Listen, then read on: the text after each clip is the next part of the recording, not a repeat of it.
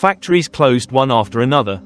Silence enveloped everything. The images of empty factories and offices can still shock you even today. Today you might see the United States as the most powerful nation on earth. But in the final years of the 1920s and throughout the 1930s, America came to a standstill. These images bear witness to that chapter of history. It was then that America witnessed the end of its Roaring Twenties, and witnessed the birth of a new term, the Great Depression. Yes, it was the Great Depression that set the United States and many other nations back a full century. In America, things became incredibly dire. People waited in line for hours just for a free cup of coffee and a donut. Government and municipal workers were indefinitely suspended. Chaos and despair were everywhere. So what exactly was this Great Depression that altered the course of history and brought down a nation as powerful as the United States? In 1910, Britain was the world's superpower. Several European nations ruled over half the world, and America was emerging as a major industrial power. Everything was progressing smoothly. Then on July 28, 1914, the Archduke of Austria-Hungary was assassinated in Bosnia. Austria-Hungary blamed Serbia. Then neighboring countries began attacking one another. Austria-Hungary was relatively weak, so it turned to Russia for help. Russia, Germany, Italy and others entered the war for their own reasons. Alliances between nations also played a role. When the major powers joined the fight, World War I had begun. All of Europe was engulfed in war. Production stalled. Economies declined. And the impact was felt worldwide. European colonies were also forced into the war. Their economies suffered as well. At this time, Europe desperately needed food, supplies and armaments, but it could not produce them itself. America seized the opportunity. It began producing food and weapons domestically and shipping them to Europe. The US built many new factories. People had jobs. The economy began to grow. In 1913, US exports totaled $2.4 billion. By 1917, that number had grown to $6.2 billion. America's wealthy profited greatly from the war. Profits for some large corporations increased nearly tenfold. The US government and businesses realized this was a lucrative opportunity, so they accelerated the production of new weapons.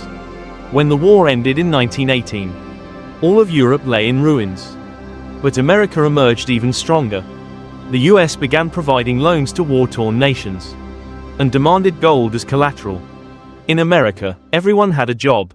New factories were constantly emerging. Vast amounts of money flowed in. People began purchasing all kinds of goods. At the same time, many new banks were established in the US, offering loans to people for buying cars, houses, and more. America was developing rapidly. Change was happening in every sector. That's why the 1920s are also seen as the beginning of the modern era. Starting in 1920, America's Roaring Twenties officially began. People had money in their pockets and began buying all sorts of new products. Market demand increased. Businesses expanded. Stock prices rose. People started investing in the stock market. Meanwhile, women gained the right to vote. Cars, telephones, movies, radio, and electrical appliances became widespread in daily life. Banks issued loans extensively. The number of banks grew rapidly. By 1939, the US had 17.583 state banks and 8.150 national banks. The financial system we know today began to take shape back then. In 1923, the US stock market started to rise. And it soared. Stock market wealth doubled every year. People poured in vast sums of money. Some even mortgaged their homes or took out loans from banks or stockbrokers to invest. Then on October 24, 1929, the market suddenly crashed. Nearly $5 billion evaporated. The cause was overproduction. The market was flooded with goods. Consumers dwindled. This directly impacted corporate earnings. Company stock prices began to fall. The next day, the market continued its decline. On October 29th, the New York Stock Exchange lost nearly $14 billion. To put it in perspective, on October 29, 1929, the Great Depression officially began. Approximately 1.6 million shares were suddenly dumped on the US stock market. The Great Depression spread rapidly. Many believed that due to the stock market frenzy and economic downturn, America was on the verge of bankruptcy. But that wasn't the whole story. On March 8, 1929, Paul Warburg, a former vice chairman of the US Federal Reserve during World War I, warned the president that the US stock market was turning into a speculative casino, which could have severe consequences. Stockbrokers in certain cities would invest heavily, drive up prices, then suddenly sell off to profit, while ordinary people suffered massive losses. The president didn't take the warning seriously. Soon after, the Federal Reserve also recognized the problem and reported it to the government. By then, people were starting to panic and began selling off their stocks. The stock market started to dip. However, major US banks immediately injected $25 million into the market, temporarily boosting it. People started buying stocks again. But neither the public nor the government realized this was a manipulation by stockbrokers and banks. They were rigging the market. In June 1929, people's incomes began to decline. At the same time, banks raised loan interest rates from 4% to 6%. This led people to borrow less, reducing their purchasing power. On October 22, the stock market experienced its first major drop. On October 24, the market plunged 11%. Panic set in. Crowds flooded Wall Street to sell their stocks. The streets were packed. Days later, despite some investments by banks and large corporations causing a slight recovery, people kept selling their stocks because they had lost confidence in the market.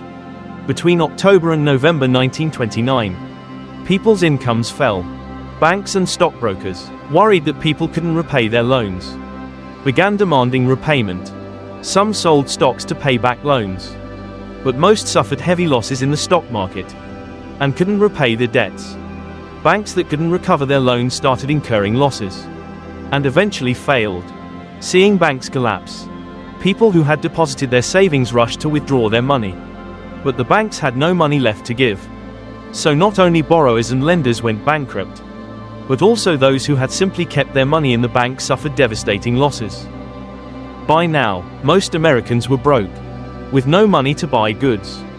This also impacted agriculture. During World War I, European nations needed food. American farmers, to increase production, bought new machinery, land, and leased equipment.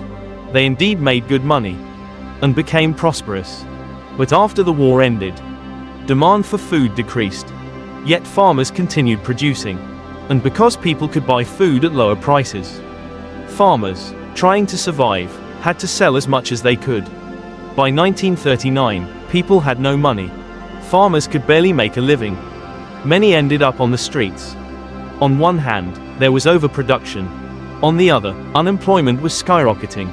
Rising unemployment meant people had less income, especially workers.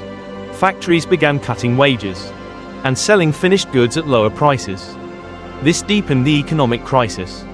To protect its own agriculture and industry, the US imposed high tariffs on imported goods, hoping to sell more of its own products domestically. But other nations were also trying to recover their economies, striving for self-sufficiency after the war. To overcome the devastation, seeing what America did, other countries also slapped high tariffs on imports, limited the quantity of imported goods, encouraged the use of domestic products, and introduced new immigration controls. This led to a sharp decline in international trade. Those nations already devastated by war and struggling to repay loans were hit hardest. They desperately needed international trade. And when the US economy began to worsen, it demanded repayment from debtor nations. But those countries didn't even have money for food, let alone the ability to repay their loans. During World War I, when the US lent money to other countries, it demanded gold as collateral. And that gold was stored in America, having lent to most of the warring nations. About 60% of the world's gold gradually flowed into the US, creating a global gold shortage. The monetary systems of some countries collapsed due to the rising price of gold. The US couldn't recover its loans, making its own economic situation worse. Conditions in European nations also began to deteriorate, as they had no new sources of loans, and the post-war production hadn't yet recovered. The impact of America's economic woes spread to the war-ravaged countries of Europe, and then to the entire world. Because at that time, European nations still dominated large parts of the global economy. From Europe to Africa, Asia, and Australia, economies everywhere felt the effects to varying degrees.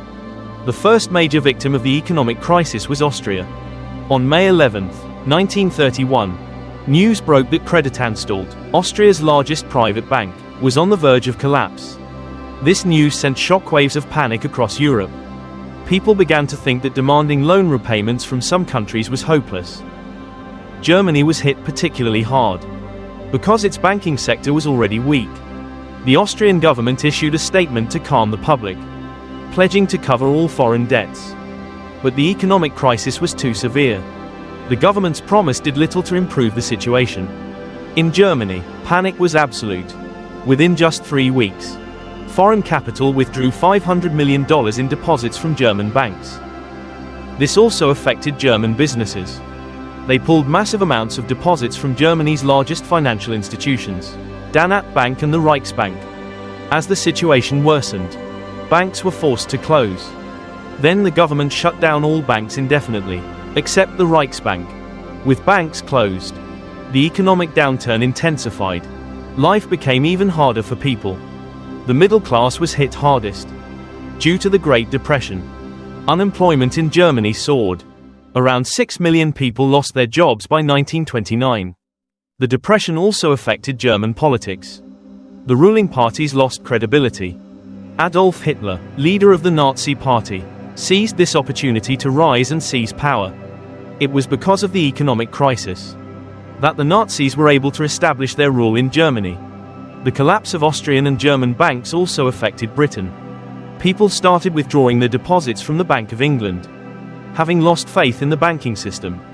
By July 1931, the Bank of England's position was precarious. In August, it borrowed $500 million from the Bank of France to stay afloat. But this didn't change public sentiment. They continued to withdraw their money. To tackle the crisis, British Prime Minister Ramsay MacDonald resigned and formed a national government with the opposition. But public trust in the government remained low. On September 18, 1931, people withdrew £180 million from banks. In desperation, the British government abandoned the gold standard. The value of the pound fell by a quarter. This benefited Britain, but had negative consequences for other European countries, where prices were already falling. After this, they fell even further. Many European stock exchanges closed. Numerous countries also abandoned the gold standard. Only a few, like the US, France, and Italy, held on to it. Starved of capital, factories across Europe shut down. People lost their jobs. To survive, people began selling their land, houses, and cars. In America, people sold everything and lived in their cars. Those without cars built shanties just to get by. Makeshift shanty towns sprang up across the US. People called them Hoovervilles, blaming President Herbert Hoover for the nation's dire state. The majority of Americans struggled to survive. Many didn't even have food, and relied on rations distributed by charities and the government. In 1931, several US states were also hit by multiple dust storms. Farmland was buried under dust. Agricultural production nearly ceased. People roamed in search of work. Many were forced to leave their homes. US manufacturing dropped by 45%. Construction fell by 80%. The economy was shattered. A quarter of the workforce lost their jobs. By 1933, US unemployment exceeded 25%. During the Roaring Twenties, American banks lent money freely. During the Depression, banks tried to collect on those loans, but people couldn't pay. Over 11,000 banks were forced to close. This Great Depression, lasting a decade, plunged the world into poverty and hunger. It peaked between 1932 and 1933. The Depression was severe everywhere. Every nation struggled to escape it. But America's situation was among the worst. By 1933, people were desperate. and movements against the government began to emerge. That year, elections were held in the US. Franklin Delano Roosevelt was elected president. Immediately upon taking office, he began implementing measures to lift America out of the crisis. Introducing the New Deal, he established a series of laws and regulations for the banking and market sectors, such as the Emergency Banking Act, the Glass-Steagall Act, the Agricultural Adjustment Act, the National Industrial Recovery Act, and the Securities Exchange Act. Through these crucial acts, he convinced the public that it was now safe to invest in banks and the market. Because their investments were protected, people placed their trust in him. Those with money began investing in banks and the stock market. The stock market started to recover. Additionally, the US faced droughts every year. The president initiated large-scale tree planting campaigns, providing jobs for many people.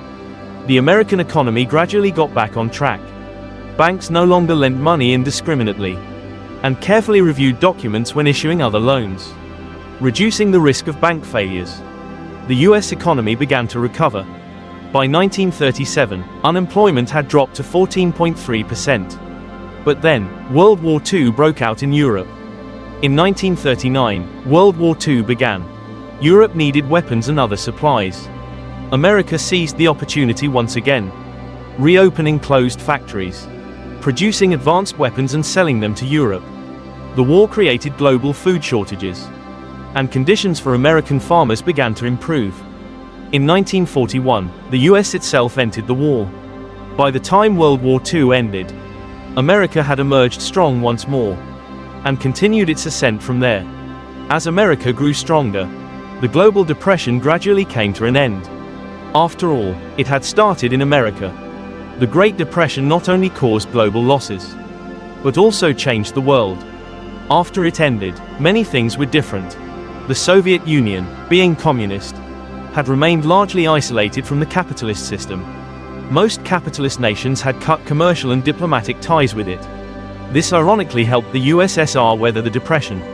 During the Depression, some opposition leaders began to propagate, blaming capitalist leaders entirely for the suffering of ordinary people. In reality, this period fueled the rise of fascism. Many leaders in various countries lost power due to the Depression. In Germany, Hitler used the Depression to consolidate his grip on power. Similarly, events unfolded in Japan and China. Japan used the excuse of developing mines in Manchuria, claiming it would greatly alleviate the Depression's impact. The Depression plunged people into hunger and despair, breeding hatred, a hatred that eventually culminated in World War II. During the Depression, people turned against each other, and as the Depression gave way to World War II, many nations, like the US, chose to boost their economies by manufacturing weapons. The weapons America produced fueled violence in many countries, and also strengthened its own power. Weapons manufacturing provided jobs for many Americans. Domestic production was transformed. Soon, America successfully shook off the Depression. Seeing America's success, many countries tried to follow suit, hoping to profit as well. After World War II, the US helped Western European economies recover through the Marshall Plan. America poured vast funds into post-war reconstruction, but its true aim was to prevent the spread of communism and promote capitalism, from which America would ultimately benefit. To this end, the US provided $17 billion in aid to European nations. America's power continued to grow. Thus, it was through war that America ascended to its position as a global superpower. But the 2008 financial crisis proved once again that the cycle of excessive speculation and lax regulation never truly disappears. This history reminds us that behind prosperity, we must always be vigilant against greed and crisis.